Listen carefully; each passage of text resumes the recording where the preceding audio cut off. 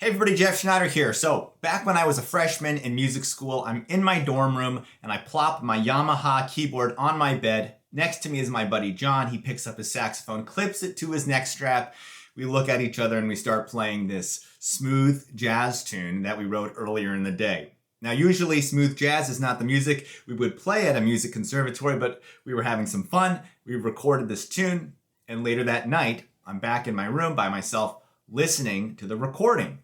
And John's solo comes up and he sounds ridiculous, like ridiculously good.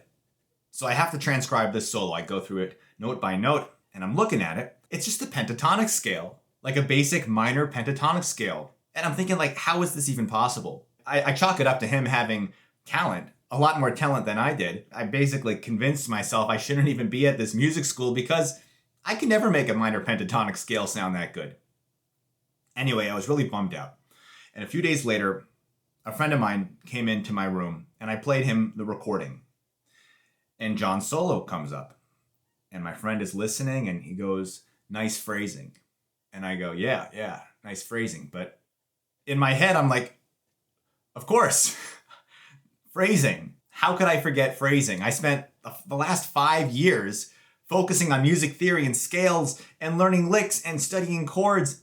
And I completely neglected phrasing. And so from then on, I kind of threw myself into studying phrasing and learning about it. I bought this Victor Wooten DVD called Groove Workshop. And on this DVD, Victor Wooten plays a solo over a basic G minor groove, but he plays all of the notes that are wrong, like the notes that wouldn't fit in G minor. He plays only the wrong notes, but it sounds great because he's playing with a great feel and with good phrasing.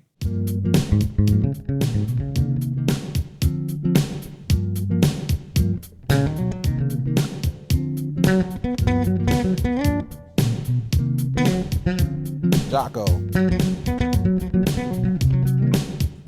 That drove the point home for me. It's not what you play, it's how you play. And how you play is more important than what you play. So that begs the question, how do you improve your phrasing? And when I think about it, what planted the seeds for good phrasing for me was playing in a big band. Even back in high school. When I was in a big band, what we would work on specifically was the phrasing. And that's because the music wasn't improvised. Of course, there were solos, but for the most part, the music we were playing was written out. It wasn't improvised. And that's important because in order to really work on something, you have to isolate it.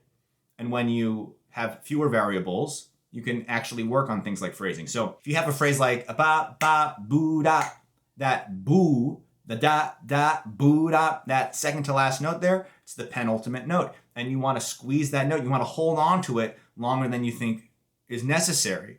Most people, especially beginners, will rush. They'll go bop, bop, boo, bop. In fact, they'll probably rush the whole line, though. They won't put enough space between the bop, bop. You have to leave enough daylight between those quarter notes. Bop, bop, doo, da. And then you have to hold on to that second to last note as long as you can. It really does feel like squeezing it. So you can get all that music juice out of it, and then you can let the final note really pop. Another analogy I like is a slingshot. So bop, bop, boo, bop, and then you let go. And that gives the note at the end, the ultimate note, the most punch possible. So that was just one example. And then another time we had a guest come in, a trumpet player named Terrell Stafford, and he taught us this exercise called the doodle exercise, which is just a way to get that feeling of a triplet underneath your swung eighth notes. So it goes like this. You go doodle-la, doodle-la, doodle-la, doodle-la, doodle-la, doodle-la, doodle-la, doodle-la, doodle-la, doodle-la, doodle-la, doodle-la, doodle-la. And what that does is, again, it gives you the triplet undercurrent, which is really important for playing with a good swing feel. But also embedded in the phrase doodle-la, you have the la, which is the most open vowel. It happens on the third triplet, so doodle-la. And that's where you want the accent. If you don't have the opportunity to play in a big band, you can replicate it to a certain extent. Take the Count Basie Orchestra. I actually have a track right here called Splanky. I'm going to go to the section right after the solo, and you don't even need your instrument for this. I'm just gonna sing it, and you can do this along with me. So check this line out. We're going to go one phrase at a time.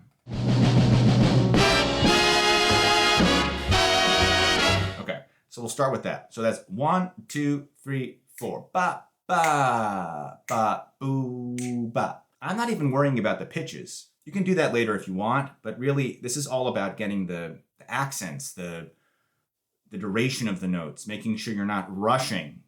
So 1, 2, 3, 4. Ba, ba, ba, doo, da. Vowels are important, just like with that doodle exercise. The smaller the vowel, the smaller the sound. The notes that are accented should have a larger vowel. Boo, ba. Pay attention to the dynamics here.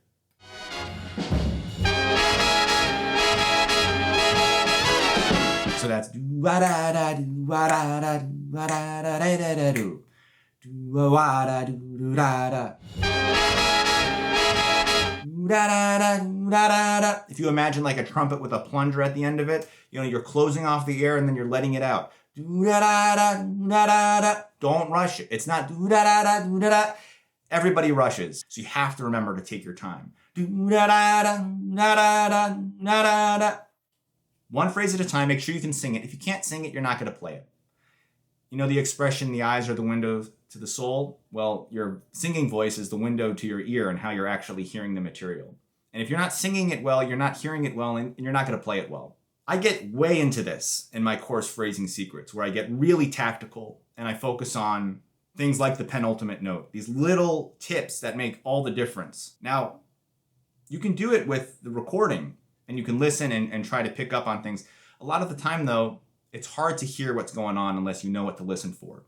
That's what Phrasing Secrets can help you with. There's also a couple bonus courses that I'm including, one of which is called Syncopation Secrets. So for instance, that line, the Count Basie line, boo, ba, ba, ba, ba.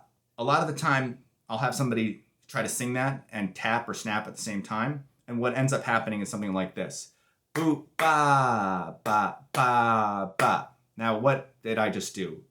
I clapped what I was singing. That's not what you want to do when you're doing an exercise like this. You want to be able to clap the beat and sing the syncopated line on top. So it's like these two separate tracks. One analogy I use is the bottom is the dance floor, and then the syncopated line on top is the dance. And if the dance floor is not solid, if you don't have that solid foundation, you're not going to be able to do the dance on top. Eventually you want it to sound like ba, ba, ba, ba, ba. Or you could do just 2 and 4. Ba, ba, ba, boo, ba. Now, while I'm doing that, I'm also feeling the subdivisions. I'm feeling almost like a drum groove. Boo, ba, da, da, da, da, da, ba, da, da, da. What I'm singing there in between the notes are drum fills. And those drum fills help with the subdivision. They help me feel that dance floor consistently. The other bonus course that I included is pretty cool. It's I call it a practice with me course because I actually run through like step by step how to work on this concept of feeling the triplet grid. So I mentioned the doodle-la exercise before. That's like the first step. It's feeling the basic doodle-la, doodle-la, doodle-la, doodle-la. But there's so much you can do with that and really play around with feeling different ways to play triplets in different configurations so that you can really shore up your swing feel. Because if you have a good sense of where the triplet is, you can play anything and make it sound good. But you have to have that undercurrent in place. And it has to be really, really solid. You need that solid dance floor so that you can do whatever dance moves on top you want. I'll link up Phrasing Secrets and those included bonus courses in the description below and on the screen. I hope you check it out. There's a lot of good stuff in there. And if you want to watch another video, I'm going to link one of those up on the screen as well. So I'll see you over there. Thanks for watching. Bye-bye.